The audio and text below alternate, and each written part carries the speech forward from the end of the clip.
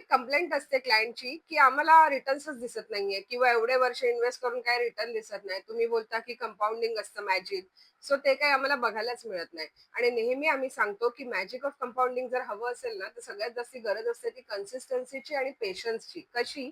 ती आज आपण आजच्या व्हिडिओमध्ये बघूया, की तुम्ही जर 10,000 ची एस-आय-पी करताय आणि तिला 7 वर्ष चालू ठेवताय ना, तर तुमची इन्व्हेस्टमेंट होते 8,40,000 आणि तेव्हा तुमची जमा होतात, तुमचा जो कॉर्पस बनतोय तो आहे 17 लाखाचा साधारण 12% जरी कॅल्क्युलेट केला.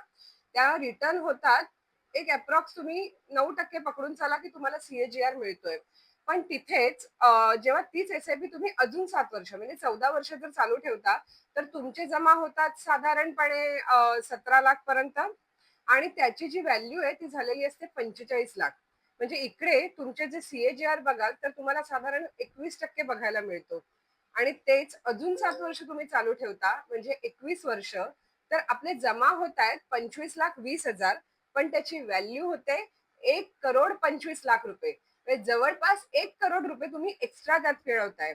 जर एस-आय-पी चालू करताय तर पेशन्स ठेवा, तुमच्या टार्गेटची वाट बघा आणि मग जर तुम्हाला मॅजिक ऑफ कंपाउंडिंग नाही भेटलं, तर आम्हाला सांगा.